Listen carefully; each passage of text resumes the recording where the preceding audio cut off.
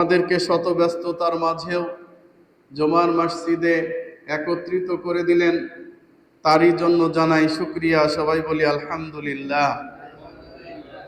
অতঃপর দরুদ ও সালাম বর্ষিত হোক শেষ নবী, সর্বশ্রেষ্ঠ নবী, শাফিউল মুজরিমিন, রাহমাতাল লিল আলামিন জনাবে মুহাম্মদ রাসূলুল্লাহ, সবাই বলি সাল্লাল্লাহু আলাইহি সাল্লাতু ওয়াস সালামের প্রতি আল্লাহুম্মা সাল্লি আলাইহি আল্লাহুম্মা বারিক আলাইহি। সংক্ষিপ্ত সময় আলোচনার বিষয় ঈমান বাড়ে বা কমে কিনা, অর্থাৎ ঈমান বাড়ে কমে কিনা। আমাদের দেশের অধিকাংশ মানুষ যাদের একটা বিশ্বাস আকীদা হচ্ছে ঈমান বাড়েও না কমেও না, যেভাবে থাকে এইভাবেই থাকে। অধিকাংশ এজন্য বলছি যে তারা মাযহাবের দোহাই দিয়ে এই ফতোয়াটা তারা চালু করেছে, কিন্তু অধিকাংশ মানুষ বুঝে যে ঈমান বাড়ে কমে, কিন্তু তারা মনে করে যে ঈমান বাড়েও না কমেও না, ঈমান যেভাবে আছে ওইভাবেই থাকে। কিন্তু না, কোরআন এবং সহিহ হাদিস দ্বারা প্রমাণিত যে ঈমান বাড়ে এবং কমে।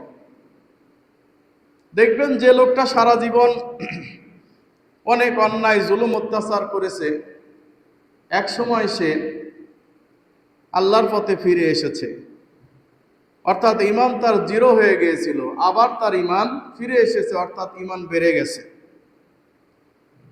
আবার একটা লোকের ঈমান ছিল অনেক ঈমানদার, কিন্তু এক পর্যায়ে গিয়ে তার ঈমান কমে গেছে। সে দুনিয়া নিয়ে এমন ব্যস্ত হয়ে গেছে যে তার ঈমান কমে গেছে।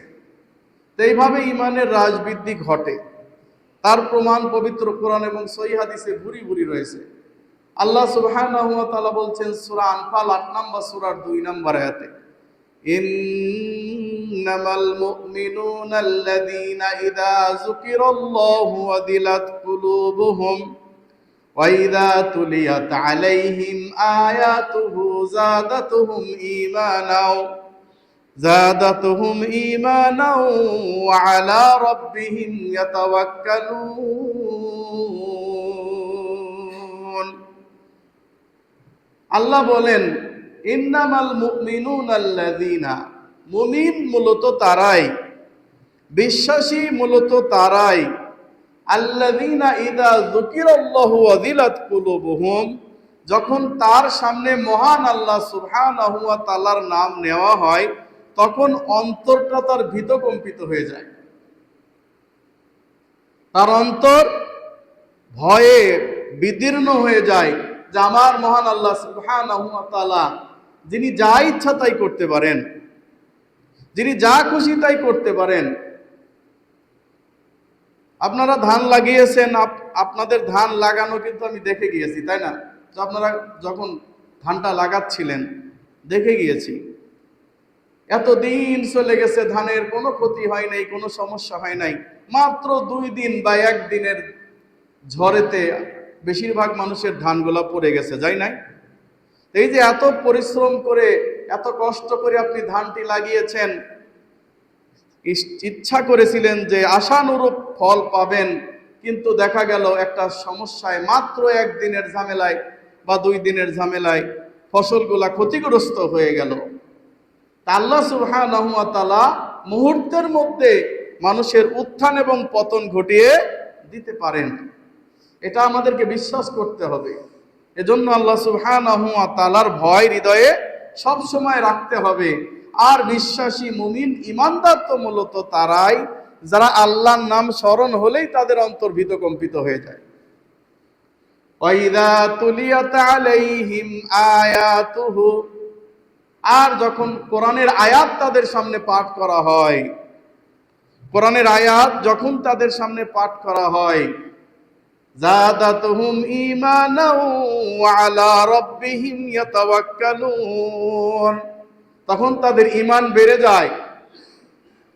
কোরআনের আয়াত পাঠ করলে কি হয়? ঈমান বেড়ে যায় এবং তারা একমাত্র আল্লাহ সুবহানাহু ওয়া তাআলার উপরেই ভরসা করতে থাকে। বন্ধুগণ, আমরা তো দেখি কারি সাহেব কোরআন তেলাওয়াত করে, ইমাম সাহেব কোরআন তেলাওয়াত করে, কত মানুষ কোরআন তেলাওয়াত করে, কিন্তু আমাদের মধ্যে তো কোনো ভাব উদয় হয় না, হ্যাঁ, আমাদের অন্তর তো বিনম্র হয় না, আমাদের ঈমান তো বৃদ্ধি হয় না। কারণটা কি? কারণ একটাই, কারণ কারি সাহেব যা পড়েছে, হাফেজ সাহেব যা পড়েছে, ইমাম সাহেব যা পড়েছে, শুধু সুরটা ভালো লেগেছে, কিন্তু এর অর্থ কি সেটা আমি বুঝতে পারি নাই।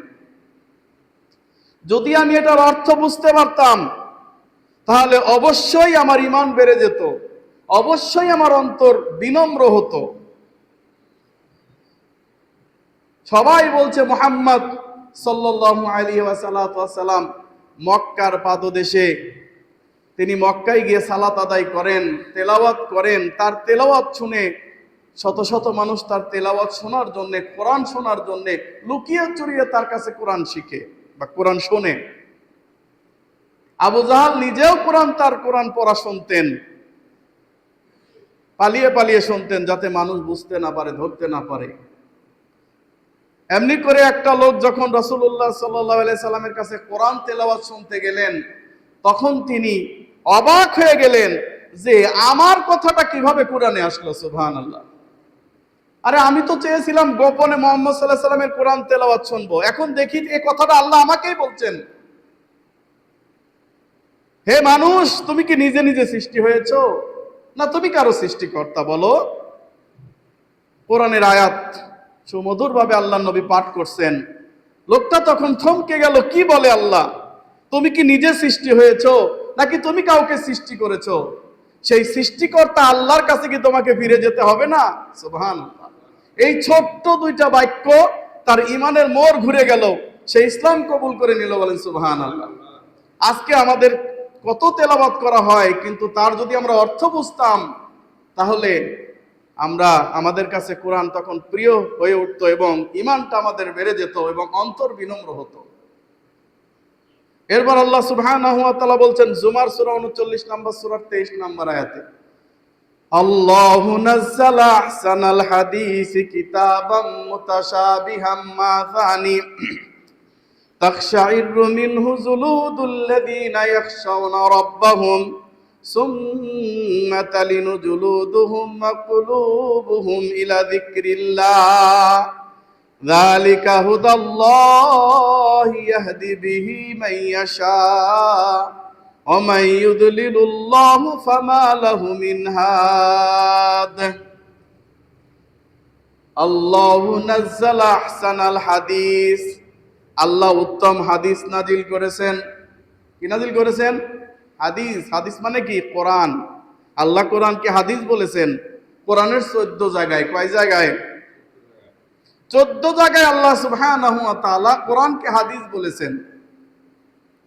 কারণ আমরা অনেকে কোরআন এবং হাদিসকে আলাদা মনে করি, কিন্তু একই আল্লাহর তরফ থেকে দুইটাই ওহী। একটা হচ্ছে সরাসরি জিবরিল আমিন মারফত ওহী, আর একটা হচ্ছে আল্লাহ তাআলার পক্ষ থেকে রাসূল সাল্লাল্লাহু আলাইহি সাল্লামকে প্রক্ষিপ্ত করে দেওয়া ওহী।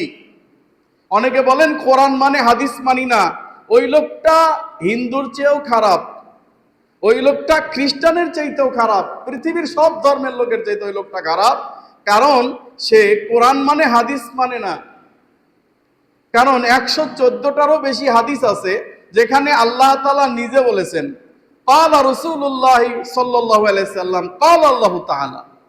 আছে না, যে আল্লাহ রাসূল সাল্লাল্লাহু আলাইহি সাল্লাম বলতেছেন যে আল্লাহ তাআলা বলেছেন, ইয়া ইবনে আদম, হে বনি আদম, তাফাররাক লিইবাদাতি, আমার জন্য ইবাদতের জন্য সময় বের করো, আমি তোমার অন্তরটা পরিপূর্ণ করে দেব, আমি তোমাকে ধনী করে দেব। সুবহানাল্লাহ। অন্তরের ধনী করে দেব, এটা আল্লাহ বলছেন। এরকম বহু হাদিস আছে। সুতরাং কোরআন এবং সহিহ হাদিস একই ওহী, তবে একটা হচ্ছে আবৃত্তি তেলাওয়াত করা হয়, আর একটা তেলাওয়াত করা হয় না, এতটুকুই শুধু পার্থক্য। সুতরাং আল্লাহ হাদিস নাজিল করেছেন তথা কিতাব নাজিল করেছেন। কিতাবাম মুতাশাবিহাম মাসানি তাকশাইরু মিনহু জুলুদুল্লাযীনা ইয়াখশাউনা রাব্বাহুম। আল্লাহ তাআলা কিতাব নাজিল করেছেন যা সামঞ্জস্যপূর্ণ পূর্ণ পঠিত। এই কিতাব শুনে তারাই ভয় করে যারা আল্লাহ সুবহানাহু ওয়া তাআলাকে বিশ্বাস করে। তাকশাইরু মিনহু জুলুদুল লাযিনা ইয়াখশাউনা রাব্বাহুম, তাদেরই চামড়ার উপর লোমগুলা কাটা দিয়ে ওঠে। ইয়াখশাউনা রাব্বাহুম, যারা তোমার প্রতিপালক আল্লাহ সুবহানাহু ওয়া তাআলাকে ভয় করে। সুম্মা তালিনু জুলুদুহুম ওয়া কুলুবুহুম ইলা যিকরিল্লাহ, অতঃপর তাদের চামড়া এবং তাদের অন্তর আল্লাহর স্মরণে বিনম্র হয়। আল্লাহ বলেন যালিকা হুদাল্লাহু ইয়াহদি বিহি মান ইয়াশা, আল্লাহ যাকে ইচ্ছা এর মাধ্যমে হিদায়াত দান করেন। এই কোরআন দিয়ে আল্লাহ কাউকে হিদায়াত দান করেন। কোরআন দিয়ে কি করেন? হিদায়াত দান করেন।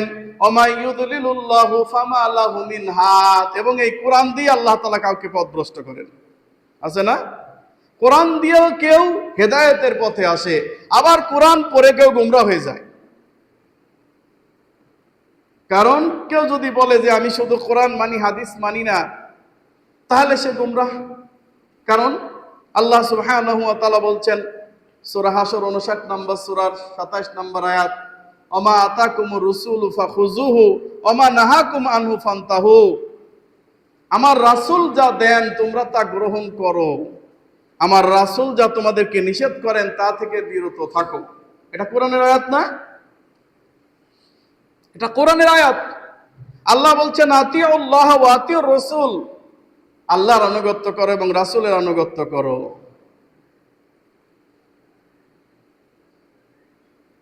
আলে ইমরান সূরা 3 নম্বর সূরার 173 নম্বর আয়াতে আল্লাহ সুবহানাহু ওয়া তাআলা বলছেন আল্লাযীনা ক্বালা লাহুমুন নাসু ইন্নান নাসা ক্বাদ জামাউ লাকুম ফাখশাউহুম ফাযাদাহুম ঈমানাও ওয়া ক্বালু হাসবুনাল্লাহি ওয়া নি'মাল ওয়াকিল। আল্লাযীনা ক্বালা লাহুমুন নাস, যাদেরকে মানুষেরা বলেছে, যে মানুষ বলা বলি করতেছে, ইন্নান নাসা ক্বাদ জামাউ লাকুম, হে আল্লাহর নবী সাহাবীরা, ওই অল্প কয়জন সাহাবী নিয়ে তোমরা বাহাদুরি করতেছো, ওই মুশরিকরা বিশাল বাহিনী তোমাদের জন্য জমায়েত করেছে, বিশাল বাহিনী তোমাদের জন্য জমায়েত করেছে। সুতরাং ফাখশাউহুম, তোমরা তাদেরকে ভয় করো। আহজাবের যুদ্ধের কথা শোনেন নাই? আহজাবের যুদ্ধ, খন্দকের যুদ্ধ, এই যুদ্ধটা যখন সংগঠিত হওয়ার আগে মুশরিকরা সম্মিলিত একটা ফ্রন্ট গঠন করেছিল। তারা, মক্কার কুরাইশরা তো ছিলই, মক্কার সাথে আরো যারা তাদের মিত্র গোত্র ছিল, আশপাশের যারা ছিল, সবাইকে নিয়ে তারা একটা ফ্রন্ট গঠন করেছিল। বিশাল বাহিনী। বিশাল বাহিনী কেমন? আপনাকে ছোট্টভাবে একটা উদাহরণ দিয়ে বোঝাই। বিশাল বাহিনী হচ্ছে এমন যে সারা মদিনাতে যত জনসংখ্যা আছে, বুঝতে পারছেন? সারা মদিনায় যত জনসংখ্যা আছে তার চাইতেও দ্বিগুণ। সুবহানাল্লাহ। কি বুঝলেন? মদিনায় তো সবাই যোদ্ধা না, সেখানে নারী আছে, সেখানে শিশু আছে, সেখানে বৃদ্ধ আছে, সেখানে দুর্বল জৈব লোক আছে। এই সব কিছুকে মিলায়া যে বাহিনী আছে, তারা যে জনসম্পদ সেখানে আছে, তার চাইতে ডাবল জনসংখ্যা নিয়ে যুদ্ধ করার জন্য তারা প্রস্তুত হয়ে গিয়েছে। তখন লোকজন বলতেছে, হে আল্লাহর নবী সাহাবী, অর্থাৎ মুনাফিকরা বলতেছে, এই তোমরা যে এত বাহাদুরি করো, এই কয়জন সাহাবী নিয়ে এই সম্মিলিত বাহিনীর সামনে টিকতে পারবা? তখন তারা বলতেছেন, আল্লাহ তাআলা বলতেছেন যে এই কথা শোনার পরে ফাযাদাহুম ঈমানা, তাদের ঈমান আরো বেড়ে গেল। ওয়াকালু হাসবুনাল্লাহি ওয়া নি'মাল ওয়াকিল, এবং তারা বলল আমাদের জন্য একমাত্র আল্লাহই যথেষ্ট। সুবহানাল্লাহ। ওয়া নি'মাল ওয়াকিল, এবং আমার অভিভাবক, আমার সবকিছু আমার মহান আল্লাহ সুবহানাহু ওয়া তাআলা। আমার আল্লাহ যদি চান এই অল্প সংখ্যক লোক দিয়ে বিজয় অর্জন করাতে পারেন। পারেন কিনা? পারেন। অল্প সংখ্যক লোক দিয়ে বিজয় অর্জন করানো কোনো সমস্যা না। মুসা আলাইহিস সালাতু ওয়াস সালাম যখন বললেন, হে বনি ইসরাইল, তোমরা প্রবেশ করো এই এলাকায় দিয়ে, যে এলাকায় জাব্বারিন সম্প্রদায় রয়েছে, জাব্বারিন সম্প্রদায় মানে হচ্ছে বিশাল বপসম্পন্ন, বিশাল লম্বা, পাহাড়ের বড় বড় পাথরগুলাকে তারা ছোট্ট টুকরা মনে করে। সুবহানাল্লাহ, বিশাল দেহি তারা, বপসম্পন্ন।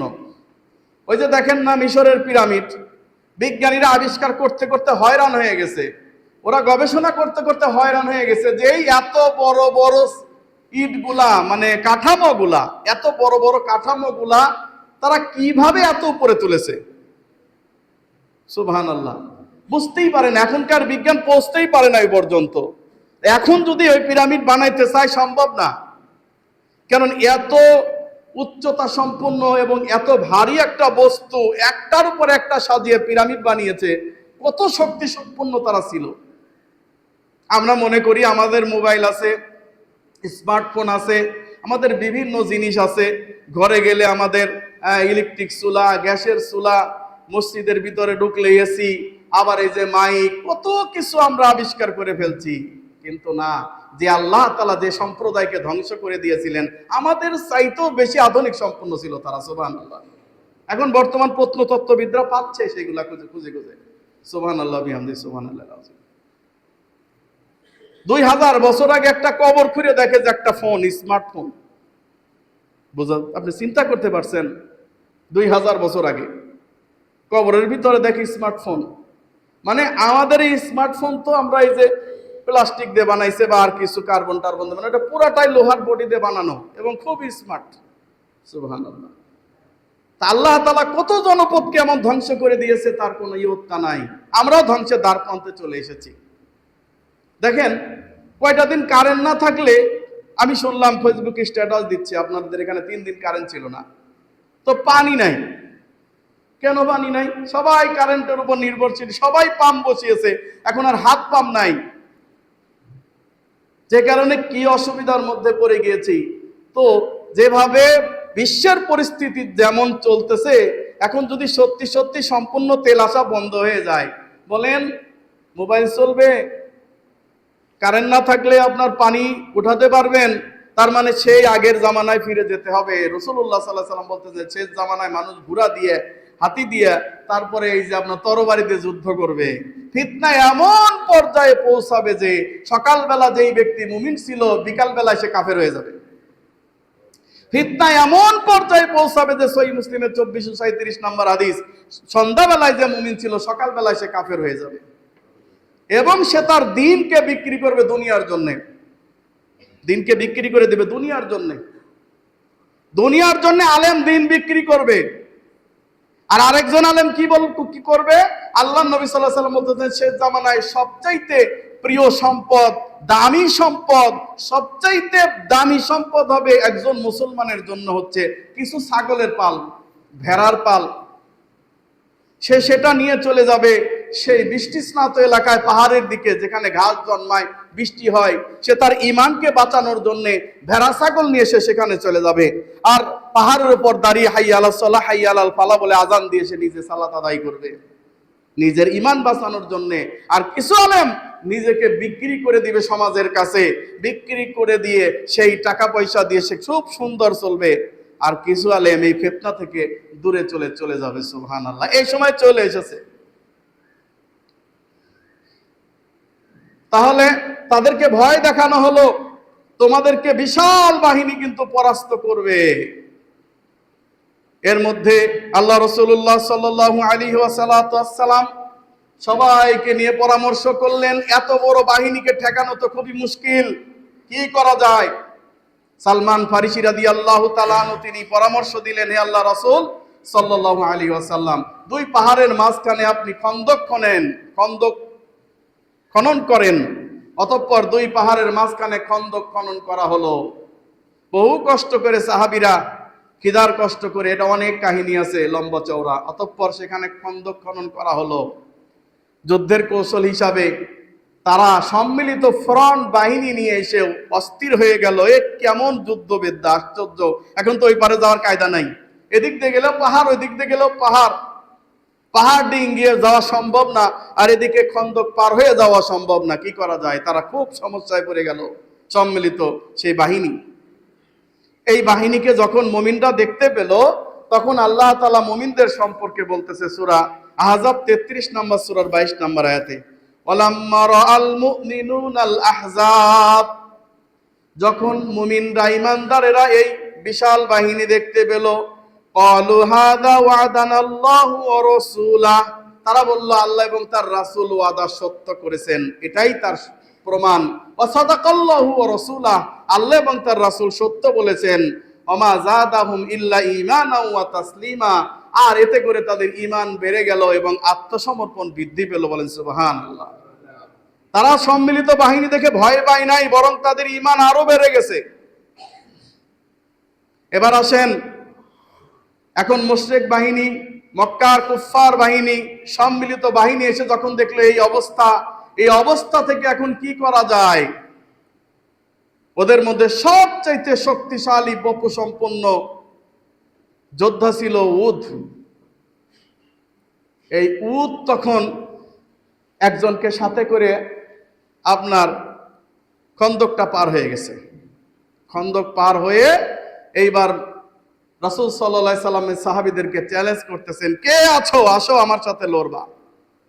কে তার সাথে লড়বে? অনেক বড়, বিশাল দেহী, অনেক লম্বা এবং মক্কার সবচাইতে শ্রেষ্ঠ তিনি ছিলেন যোদ্ধা। কথিত আছে যে ও যুদ্ধ, ওর তরবারি ঠেকানোর জন্য কখনো কখনো তিনি গরুকে এরকম সোজা করে ধরে এইভাবে দাঁড় করাইতে পারতেন। এত শক্তি সম্পন্ন লোক। কে তার সামনে যাবে? সবাই চুপচাপ।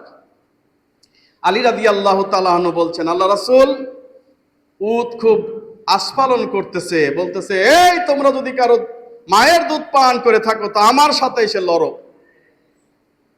আলী রাদিয়াল্লাহু তাআলা আনহু বলছেন, আল্লাহ রাসূল, খুব আস্ফালন করতেছেন উট, আমাকে অনুমতি দেন না আল্লাহ নবী, আমি তার বিরুদ্ধে যুদ্ধ করব। আল্লাহ নবী সাল্লাল্লাহু আলাইহি ওয়াসাল্লাম বলছেন, আলী তুমি থামো। আলী থামবে মানে আলী কিন্তু এমনি খাটো মানুষ, বুঝতে পারছেন তো? তারপরে উঠছে এইরকম লম্বা, একেবারে দানব। এই দানবের সামনে আলী দাঁড়াইলে মনে হবে যে ছোট বাচ্চা। আল্লাহ রাসূলুল্লাহ সাল্লাল্লাহু আলাইহি ওয়াসাল্লাম বললেন, আলী তুমি একটু থামো তো বাবা, তুমি থামো। অতঃপর কেউ দেখি বলে কিনা, অন্যান্য সাহাবীদের তরফ থেকে কোনো কথা আসে কিনা, আল্লাহ নবী এটা চাচ্ছিলেন। কিন্তু আলী বললেন, আল্লাহ নবী, ও বারবার আস্ফালন করতেছে, আমাকে অনুমতি দেন। আল্লাহ নবী সাল্লাল্লাহু আলাইহি সাল্লাম বললেন, আলী তুমি থামো। আল্লাহ নবী সাল্লাল্লাহু আলাইহি সাল্লাম থামার কথা বলার পরে যখন উদ আবার বলতেছেন, কিরে তোমরা না জান্নাতের লোভ দেখাও, তোমরা না বললো মরে গেলে তোমরা শহীদ জান্নাতে যাবা, মা কা দুধ পিয়া হয়, যে মায়ের দুধ পান করেছো, আসো আমার সামনে দেখি কে পারো। আলী রাদিয়াল্লাহু তাআলা বলছেন, ইয়া রাসূলুল্লাহ সাল্লাল্লাহু আলাইহি সাল্লাম, আমি আর পারছি না, আমাকে আপনি অনুমতি দেন। আলী রাদিয়াল্লাহু তাআলা কে আল্লাহ রাসূলুল্লাহ সাল্লাল্লাহু আলাইহি ওয়াসাল্লাম অনুমতি দিলেন। তার কাছে একটি তরবারি দেওয়া হলো। আল্লাহ নবী সাল্লাল্লাহু আলাইহি ওয়াসাল্লাম একটি তরবারি দিলেন, যেটার নাম জুলফিকার। তরবারির মাথা এইরকম সাপের মতো, ফোনার মতো ফাঁকা, এটা তরবারি দিলেন। এই তরবারি নিয়ে তিনি তার বিরুদ্ধে যুদ্ধ করার জন্য গেলেন। উদ যখন মাটির উপর এরকম পা দিয়ে পাড়া দিয়েছে, তখন ধুলাবালিতে চারদিকে ছেয়ে গেছে। আলীকেও দেখা যায় না, উদকেও দেখা যায় না। মানুষজন আন্দাজের উপর চিন্তা করছে কি হচ্ছে এখানে।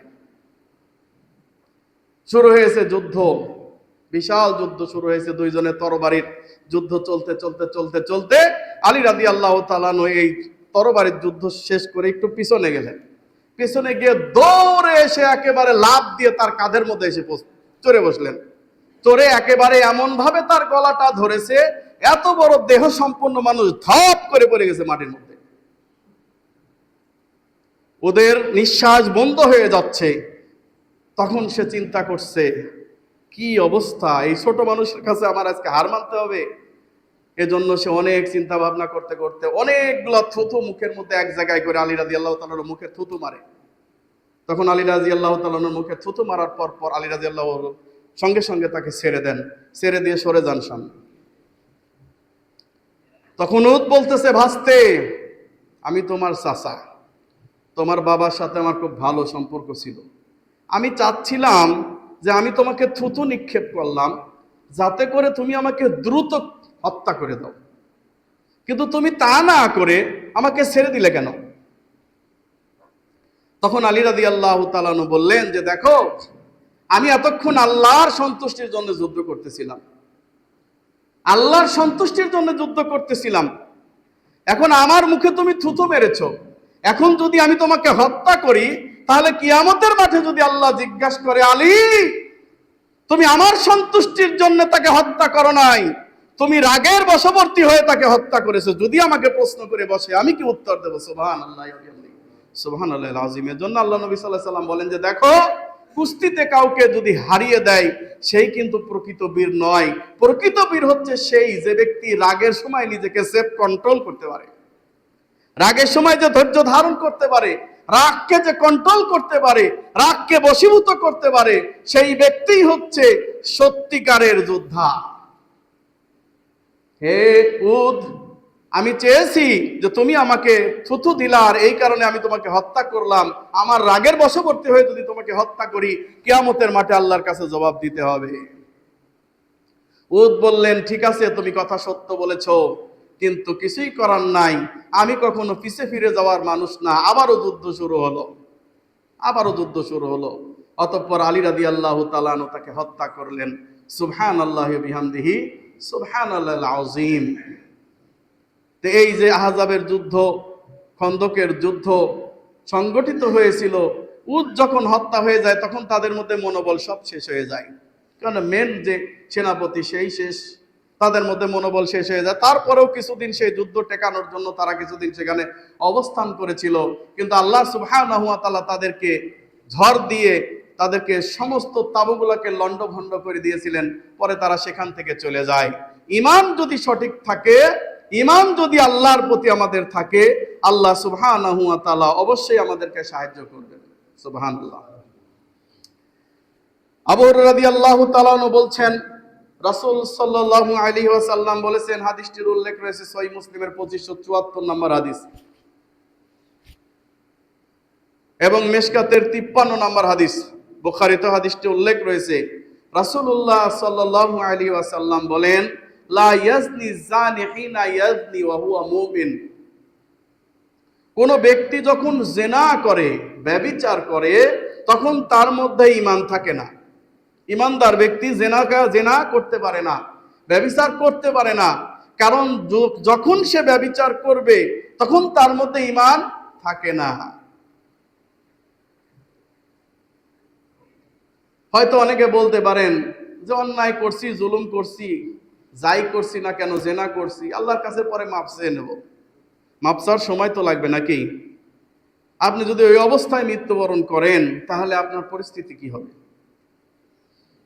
এরপর রাসূলুল্লাহ সাল্লাল্লাহু আলাইহি ওয়াসাল্লাম বলছেন, ওয়ালা ইয়াসরিকু সারিকু হিনা ইয়াসরিকু ওয়া হুয়া মুমিন।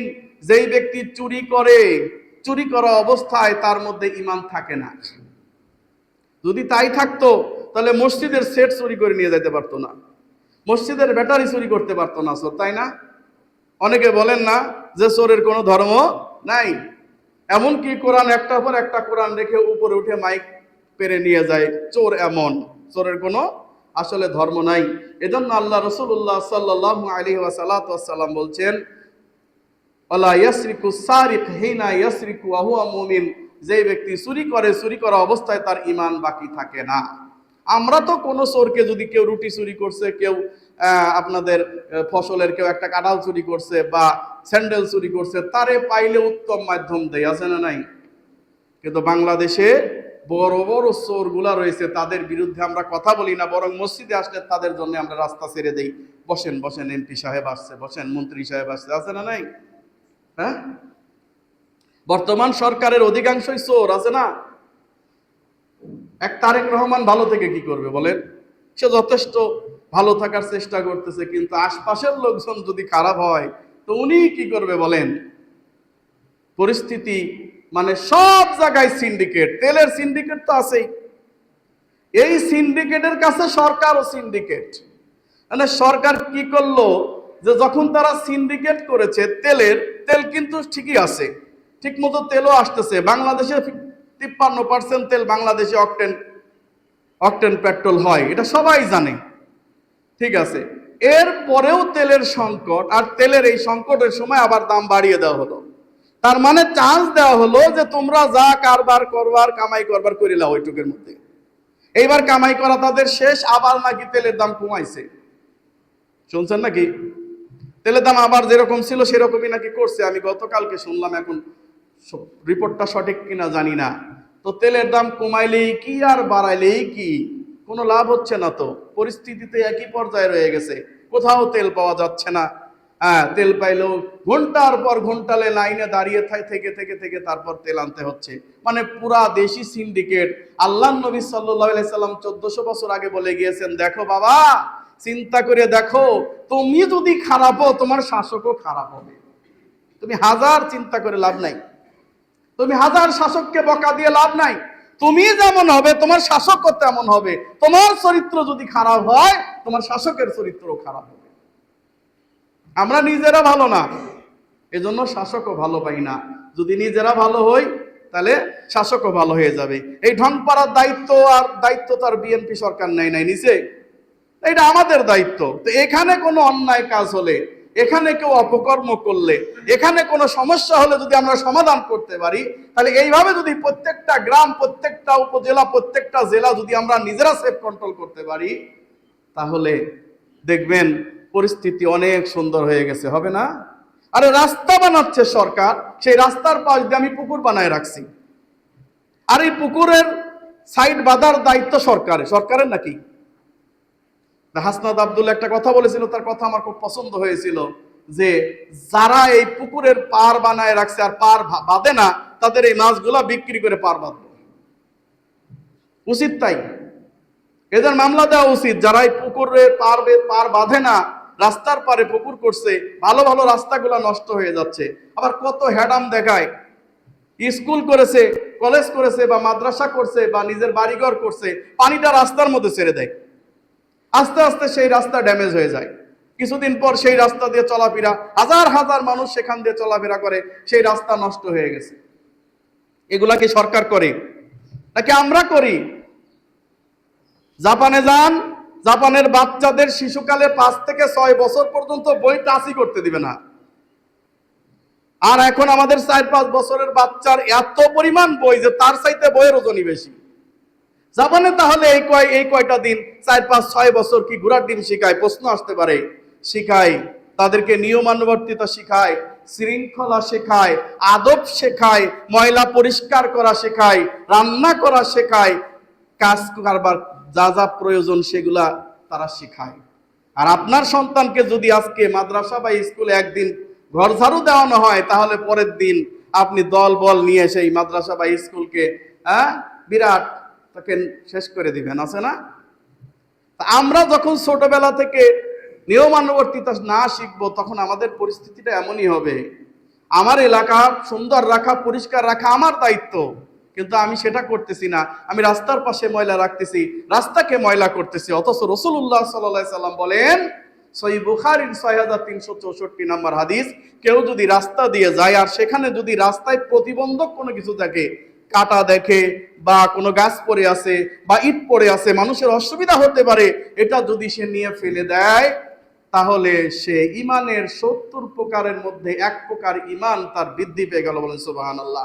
শুধু তাই নয়, এই লোকটাকে আল্লাহ সুবহানাহু ওয়া তাআলা খুশিয়ে জান্নাত প্রদান করবে। সুবহানাল্লাহ। আর আমরা কি করছি? দেখেও না দেখার ভান করছি কোথাও অসুবিধা হলে। আল্লাহ বোঝার তৌফিক দান করুন, আল্লাহুম্মা আমিন। এরপর রাসূলুল্লাহ সাল্লাল্লাহু আলাইহি সাল্লাম বলছেন, ওয়ালা ইয়াশরাবুল খামরা হিনা ইয়াশরাবুহা ওয়া হুয়া মুমিন।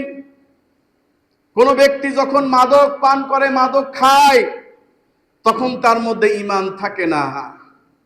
বুঝতে পারছেন? মাদক বোঝেন তো, বিড়ি, সিগারেট, জর্দা, ইয়াবা আছে না নাই? এগুলা সব মাদক। যখন সে মাদক খায় তখন তার মধ্যে ঈমান বাকি থাকে না, ঈমান নাই হয়ে যায়। মাদক এত ভয়াবহ জিনিস। মাদকের ভয়ঙ্করতম মাদকের মধ্যে প্রবেশ করার জন্য সর্বপ্রথম দ্বার হচ্ছে সিগারেট টানা, বিড়ি টানা। যে ব্যক্তি বিড়ি টানে, এই বিড়ি টানার মাধ্যম দিয়ে সে বড় নেশার মধ্যে প্রবেশ করে, ঠিক কিনা বলেন? আবার অনেকে এই বিড়ি সিগারেট ছাড়ার জন্য জর্দা খায়, আছে না নাই? বিজ্ঞান বলছে যে সিগারেটের মধ্যে 70,000 রাসায়নিক আছে। 70,000, কত হাজার? 70,000 রাসায়নিক।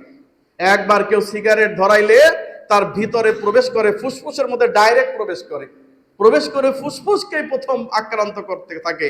আক্রান্ত করতে করতে করতে করতে রক্ত সার্কুলান হয়ে ব্রেনের ভিতরে যায়। তখন ব্রেনের ভিতরে গেলে ডোপামিন বৃদ্ধি পায়। ডোপামিন বৃদ্ধি পেলে বলে, বাহ, কি যে করনুরে, কি যে খাইনুরে, এত ভালো লাগে। মানে মাথার মধ্যে ডোপামিন বেড়ে গেছে, ভালো লাগা শুরু হয়ে গেছে। তখন সে আরেকটা খায়। এভাবে খেতে খেতে সে নিজেকে ধ্বংস করে দেয়। আর এভাবেই নেশার মারাত্মক সবলে তারা চলে যায়। আজকে নেশা করার পরে সে তার নিজের মাকে চিনতেছে না, বোনকে চিনতেছে না, ভাইকে চিনতেছে না, বাপকে চিনতেছে না, সবার সাথে খারাপ আচরণ করতেছে, নিজের মাকে হত্যা করছে, সবকিছু এই নেশার কারণে। আজকে নেশার এই মরণ সবল গ্রাম পর্যায়ে পর্যন্ত চলে এসেছে। বিভিন্ন জায়গায় গেলে ইয়াবা পাওয়া যায়। তো ইয়াবা কি আসমান থেকে নাজিল হয় না আপনাদের মধ্যে লোক আছে? কথা কন। আমাদের মধ্যে, আপনাদের মধ্যে লোক আছে যারা এগুলা সাপ্লাই করতেছে। আমরা যদি সেগুলা নিজেদের হাত দ্বারা বাধা না দেই, কিয়ামতের মাঠে এর জবাবদিহিতা করতে হবে। রাসূলুল্লাহ সাল্লাল্লাহু আলাইহি সাল্লাম বলেন, ওয়ালা ইয়ানতাহিবু নুহবাতান ইয়ারফাউন নাস ইলাইহি ফি আবসারহুম হিনা ইয়ানতাহিবুহা হুয়া মুমিন।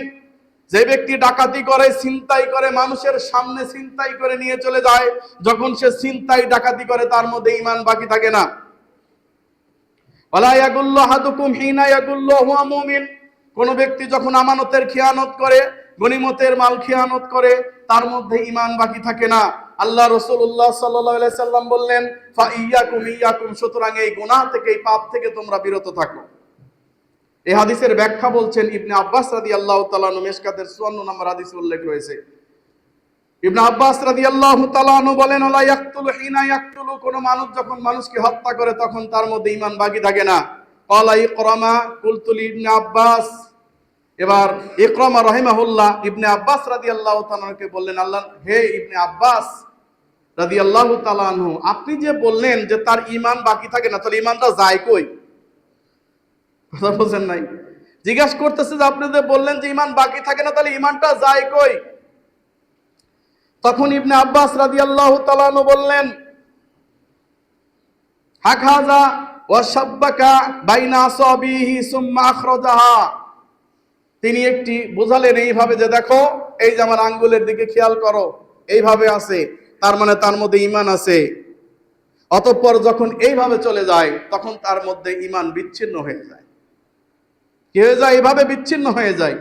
সুম্মা আদা ওয়াইন তাবা, সে যদি তওবা করে এবং আল্লাহর পথে আবার ফিরে আসে, তাহলে তার ঈমানটা আবার এভাবে ফিরে আসে। সুবহানাল্লাহ। তবে চুরি করার কারণে, জেনা করার কারণে, নেশা করার কারণে কিন্তু কেউ কাফের হয়ে যায় না, এটা বুঝতে হবে। কাফের হয় না তারা, তবে ফাসেক মুমিন হয়। এই জন্য ইমাম বুখারী রাহিমাহুল্লাহ তিনি বলছেন, লা ইয়াকুনু হাদা মুমিনান তাম্মান, এই লোকগুলার পরিপূর্ণ ঈমান নাই, পরিপূর্ণ ঈমান নাই। ওয়ালা ইয়াকুনু লাহু নূরুল ঈমান, এবং তাদের ভিতরে ঈমানের যে নূর ছিল সেই ঈমানের নূর নাই।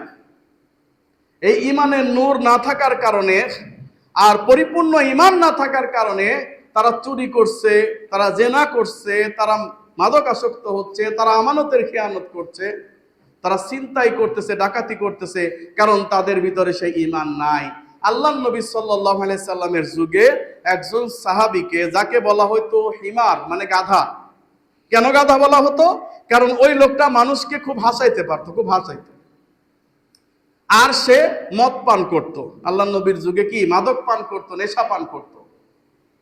তো রাসূলুল্লাহ সাল্লাল্লাহু আলাইহি সাল্লামের কাছে বারবার তার নামে বিচার দেওয়া হতো। তো সেই লোকটা, তার নামে বিচার দেওয়ার কারণে সে ওই যে বেত্রাঘাত করা হতো, চাবুক মারা হতো। তো এবার আল্লাহ নবী সাল্লাল্লাহু আলাইহি সাল্লাম বলেন, এ কি আর কত চাবুক মারবো? তোমরা একটা কাজ করো তো, এই লোকটার জন্য ভৎসনা করো, ওকে কিছু বলো। হে আমার সাহাবীরা, ওই লোকটাকে কিছু বলো যাতে এই কাজ থেকে তারা সে বিরত থাকে। তো বিভিন্ন জন বিভিন্ন বলতেছে যে না, তুমি, তোমার বংশটা ভালো না, তুমি লোকটা ভালো না, তুমি খারাপ, তোমার এই কাজগুলা করা ঠিক হয় নাই। তোমাকে বারবার আল্লাহর নবীর সামনে আনা হয়, তুমি এই মাদক পান করো, মাদক ছাড়ো না।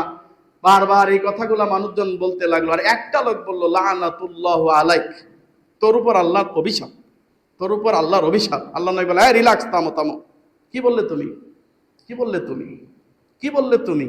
আরে এই লোকটার অন্তরের ভিতর আল্লাহ এবং তার রাসূলের জন্য ঈমান আছে, সুবহানাল্লাহ। আল্লাহ এবং তার রাসূলের ভালোবাসা আছে। হতে পারে সে মাদকাসক্ত, হতে পারে সে অন্যায় করেছে, ঠিক আছে, কিন্তু আসলে তার আল্লাহ এবং তার রাসূলের প্রতি ভালোবাসা আছে। তুমি তাকে এই কথা বলতে পারো না তার উপর আল্লাহর অভিশাপ বর্ষিত। আপনারা শুনেছেন যে ইরানের যুদ্ধ হয়ে গেল। তো ইরানের যুদ্ধ কিভাবে হলো, কেন হলো, কেমন কিভাবে হচ্ছে, আপনাদের কাছে সব ডাটাই পৌঁছেছে। তো একটা বিষয় কি খেয়াল করেছেন যে আমেরিকা সারা পৃথিবীকে তছনছ করে দেওয়ার পরেও ইরানের কাছে তারা এক প্রকার নতি স্বীকার করেছে বলা চলে। তার কারণ কি, ইরান অনেক আগে থেকেই বড় বড় যোদ্ধা। তবে ইরানের সব বেশিরভাগ শিয়া, আর এই শিয়ারা ইহুদির চেয়েও খারাপ, এরা খ্রিস্টানের চাইতেও খারাপ, এরা পৃথিবীর যত ধর্ম আছে সব ধর্মের চাইতে এরা খারাপ। কারণ তারা বলে আবু বকর হুম ফিন্নার, আবু বকর জাহান্নামে যাক, তারপরে আয়েশা জাহান্নামে যাক, লানাতুল্লাহ, এদের উপর আল্লাহর লানত বর্ষিত হোক। আমরা যদি কখনো ক্ষমতায় যেতে পারি বা সৌদি আরব দখল করতে পারি, মক্কা দখল করতে পারি, তাহলে আমরা আয়েশার লাশ তরেঙ্গে, আবু বকর কি লাশ তরেঙ্গে, ওমর কি লাশ তরেঙ্গে, ওমর এবং আবু বকরের লাশ তুলে আমরা আগুনে জ্বালিয়ে দিব, আর আয়েশাকে 100 গা বেত্রাঘাত দিয়ে আবার তার লাশ দাফন করবো। নাউজুবিল্লাহি মিন যালিক। এছাড়াও তারা বলে ইয়া আলী মাদাদগার, হে আলী আমাদেরকে সাহায্য করো। আমাদের বাংলাদেশে যে সুন্নিগুলা নামে আছে, এগুলা সবই শিয়া, নামে সুন্নি। তারা বলে ইয়া আলী মাদাদগার, ইয়া আলী মাদাদে আলী বলে না? আপনারা একটা হিন্দি গান শুনছেন না, ইয়া আলী মাদাদ আলী, আছে না? মানে হে আলী তুমি আমাকে আমাদের সহযোগিতা করো। এবং শিয়াদের প্রভাব আমাদের মধ্যে এমন ভাবে ঢুকেছে যে আমরা কোনো কিছু উঠানোর সময় ভাবে বলি ইয়া আলী, শক্তির কাজে বলে না, নাউজুবিল্লাহ, এটা শিরিক। কোনো কিছু তুলতে গিয়ে, গাছের গোড়া তুলতে গিয়ে বলে ইয়া আলী, মানে আলী খুব শক্তিশালী ছিল, তার নাম স্মরণ করলে আমরাও শক্তি পাবো। নাউজুবিল্লাহ মিন যালিক, এই শিরিকগুলা ঢুকেছে আমাদের সাথে। তাদের ধর্মীয়গতভাবে বিশাল পার্থক্য রয়েছে, আমি তাদেরকে সেভাবে ডিফেন্স করতেছি না, কিন্তু তারা যোদ্ধা হিসাবে আগে থেকেই অনেক বড় ছিল। এদের সঙ্গে মুসলমানদের একটা যুদ্ধ হয়েছিল, রাসূল সাল্লাল্লাহু আলাইহি ওয়াসাল্লামের সাহাবীরা যুদ্ধ করেছিলেন ইরানের কাদেসিয়া রণপ্রান্তরে। তো ইরানের কাদেসিয়া রণপ্রান্তরে যুদ্ধ করতে গিয়ে সাদ রাদিয়াল্লাহু তাআলা আনহু, তিনি অসুস্থ ছিলেন, তার পায়ে ব্যথা পেয়েছিলেন, এজন্য সমস্ত সৈন্যবাহিনীকে পাঠিয়ে দিলেন যুদ্ধ করার জন্য ইরানের কাদেসিয়া রণপ্রান্তরে। সব যুদ্ধ করতে চলে গেল। সাদ রাদিয়াল্লাহু তাআলা আনহু তিনি বসে আছেন ছাদের উপর বসে বসে তিনি দেখতেছেন যুদ্ধের অবস্থা কেমন। সাহাবীরা যখন যুদ্ধ করবার জন্য ইরানের কাছাকাছি গিয়ে পৌঁছেছে, তখন ওই ইরানের বাহিনীগুলা, ধূর্তস্য যোদ্ধাগুলা এমন যুদ্ধ শুরু করে দিয়েছে, তারা 360 কিলোমিটার পিছিয়ে আসতে বাধ্য হয়েছে। মুসলমানরা 360 কিলোমিটার পিছিয়ে চলে এসেছে। এই পরিস্থিতিতে এমন অবস্থা যে মুসলমানরা আজকে আর বিজয়ী হবে না। এরই ভিতরে একটা লোক যার নাম ছিল আবু মাহাজান রাদিয়াল্লাহু তাআলা আনহু, এই আবু মাহাজান রাদিয়াল্লাহু তাআলা আনহুকে শিকল দিয়ে বন্দী করে রাখা হয়েছে। কার কাছে? সাদ রাদিয়াল্লাহু তাআলা আনহুর কাছে। ওমর ফারুক রাদিয়াল্লাহু তাআলা আনহু বললেন, হে সাদ, এই আবু মাহাজানকে এত বলা হয় যে সে মদ যেন না পান করে, বারবার মদ পান করে, আবার বারবার সে কোরার আঘাত সহ্য করে যাচ্ছে। তুমি একটা কাজ করো, তুমি একে সাথে সাথে রাখবা। তো একে সাথে নিয়ে এইরকম শিকল বন্দি করে তাকে রাখা হয়েছে। অতঃপর লোকজন যখন এই অবস্থা, মুসলমানরা পরাজয়ের মুখে পড়ে গিয়েছে, এই খবরটা যখন আবু মাহাজানের কাছে গেল, আবু মাহাজান কান্না শুরু করে দিলেন যে আমার ভাইদের আজকে এই পরিস্থিতি, আর আমি শিকলবন্দি অবস্থায় রয়েছি, আমি যুদ্ধে যেতে পারছি না, আমি তাদের বিরুদ্ধে যুদ্ধ করতে পারতেছি না। এই পরিস্থিতির মধ্যে আবু মাহাজান রাদিয়াল্লাহু তাআলা আনহু দেখলেন সাদের স্ত্রী সামনে দিয়ে যাচ্ছে। তখন তিনি বললেন, হে হাফসা তনয়া, হে পুণ্যবতী নারী, আমি আপনার কাছে একটু মিনতি করি, আমার আপনি শিকলটা খুলে দেন, আমি এই শিকল খুলে আমি যুদ্ধ করে আবার এসে আমি নিজ পায়ে শিকল বেঁধে নেব। মুসলমানদের আজকে এই পরিস্থিতি দেখে আমি সহ্য করতে পারতেছি না। তখন সাদের স্ত্রী তাকে ছেড়ে দেন, আর তিনি বলেন যে সাদ রাদিয়াল্লাহু তাআলার ঘোড়াটা এবং তার যুদ্ধের সরঞ্জামটা আমার কাছে দেন, আমি এটা নিয়ে যুদ্ধ করব। অতঃপর ঘোড়াটা এবং সরঞ্জাম নিয়ে আবু মাহাজান রাদিয়াল্লাহু তাআলা আনহু তীর বেগে যুদ্ধে ছুটে গেলেন। যুদ্ধ করতে করতে এমন কচুকাটা করেছে ইরানিরা শেষে পিছু ফিরতে বাধ্য হয়েছে। শেষ পর্যন্ত ইসলাম বিজয় লাভ করেছে, বলেন সুবহানাল্লাহ। অতঃপর তিনি আবার এসে শিকল পায়ে বসে আছে। তখন সাদ রাদিয়াল্লাহু তাআলা আনহু তার স্ত্রীকে বলতেছে, আজকের ঘটনা জানো?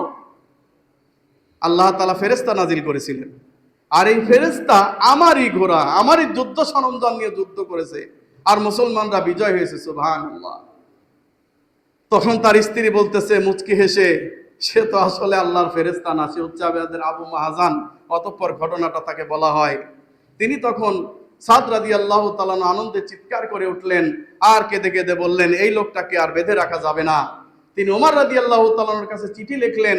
ওমর রাদিয়াল্লাহু তাআলা বললেন, ঠিক আছে, তাকে ছেড়ে দাও। আবু মাহাজান রাদিয়াল্লাহু তাআলাকে মুক্তি করে দেওয়া হলো। আবু মাহাজান রাদিয়াল্লাহু তাআলা বলল, আল্লাহর কসম, আজকে থেকে আর মাদক পান করব না। সুবহানাল্লাহ। আমি এই ঘটনা বলার উদ্দেশ্য একটাই, হয়তো আমাদের যুবক ভাইরা, হয়তো অনেক মানুষ আমরা নেশার মধ্যে পড়ে গিয়েছি।